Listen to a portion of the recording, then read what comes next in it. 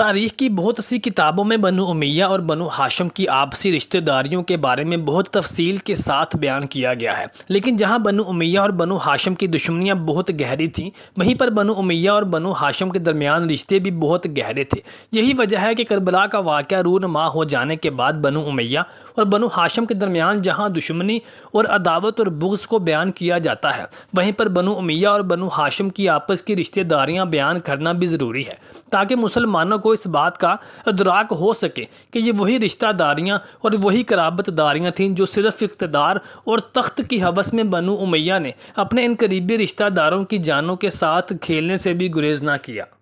تاریخ کی کچھ کتابوں میں امام علی مقام امام حسین علیہ السلام اور یزید کی بیوی کے بارے میں بھی رشتہ داریاں بیان کی جاتی ہیں۔ آج کی ویڈیو میں ہم کوشش کریں گے کہ صحیح اور مستند حوالہ جات اور تاریخی مصنفین کے مستند حوالوں سے بنو امیہ اور بنو ہاشم کی رشتہ داریوں کو اور خاص طور پر امام علی مقام امام حسین علیہ السلام اور یزید کی بیوی کے رشتے کے بارے میں آپ کو تفصیل اور وضاحت کے ساتھ بتا سکیں۔ محترم ساتھیو، بنو امیہ اور بنو ہاشم کے جد اعلیٰ عبد مناف تھے۔ عبد مناف سے ہی آگے بنو امیہ اور بنو ہاشم کی نسلیں چلیں۔ عبد مناف بن قصار رسول خدا صلی اللہ علیہ وآلہ وسلم کے آباء میں سے ایک تھے۔ ان کا اصل نام مغیرہ تھا، مگر عبد مناف کے نام سے زیادہ مشہور ہوئے۔ ان کا لقب قمر البطحاء یعنی بطحا کا چاند تھا۔ ایک اور لقب فیاض تھا۔ آپ ہاشم کے والد تھے، جن سے بنو ہاشم کا قبیلہ شروع ہوتا ہے۔ اپنے والد قصاب بن کلاب کی وفات کے بعد مکہ کی سرداری انہوں نے ہی سنبھالی تھی۔ آپ اپنی سخاوت اور انصاف کے لیے بے پناہ مشہور تھے۔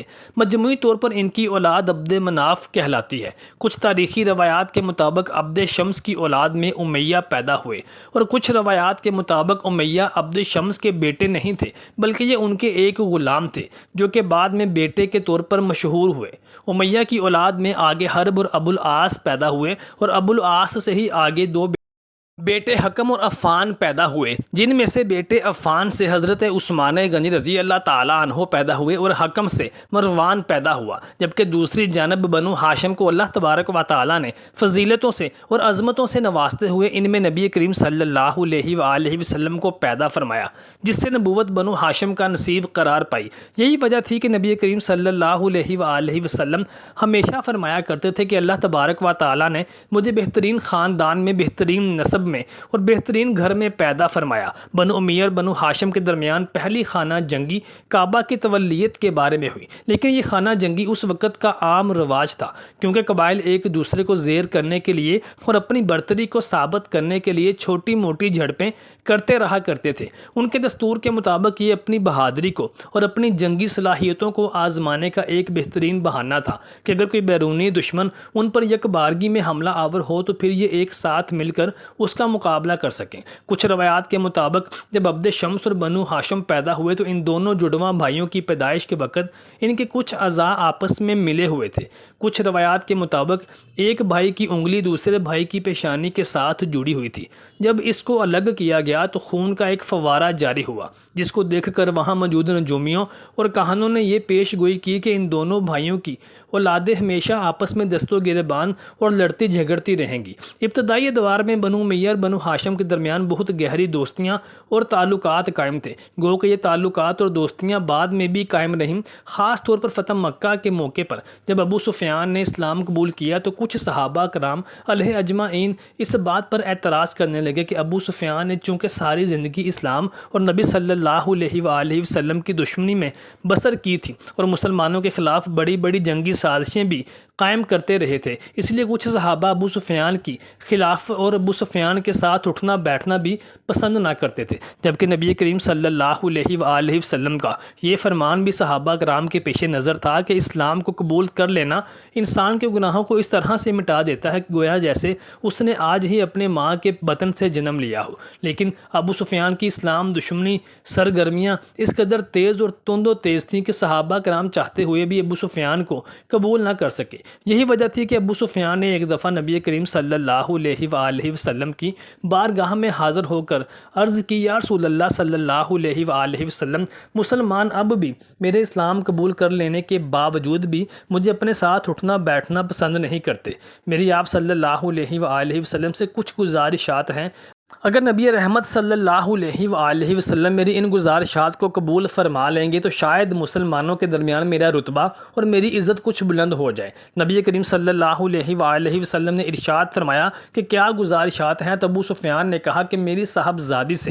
نکاح فرما لیجئے اور میرے بیٹے معاویہ کو اپنا کاتب مقرر فرما لیجئے اور مجھے اسلام کے کسی لشکر کی سپہ سالاری دے کر اسلام کی راہ میں لڑ کر شہید ہونے کا موقع دے دیجئے۔ نبی کریم صلی اللہ علیہ وآلہ وسلم نے ابو سفیان کی ان تینوں گزارشات کو قبول فرما لیا، جس کے بارے میں حضرت انس بن مالک رضی اللہ تعالیٰ عنہ فرماتے ہیں کہ نبی کریم صلی اللہ علیہ وآلہ وسلم کی فطرت میں انکار نہیں تھا۔ آپ صلی اللہ علیہ وآلہ وسلم کسی کو بھی انکار نہ کر سکتے تھے، اس لیے آپ نے ابو سفیان کی تینوں گزارشات کو قبول فرما لیا اور ان کی صاحبزادی سے نکاح فرما لیا اور معاویہ بن ابی سفیان کو اپنا کاتب مقرر فرمایا اور ابو سفیان کو ایک اسلامی لشکر کی قیادت سونپ کر جہاد پر بھیج دیا۔ معاویہ بن ابی سفیان کو کاتب مقرر کرنے کے بارے میں مختلف روایات پیش کی جاتی ہیں۔ کچھ روایات کے مطابق معاویہ بن ابی سفیان کاتبین وحی میں شمار ہوتے تھے اور کچھ کے مطابق آپ نبی صلی اللہ علیہ وآلہ وسلم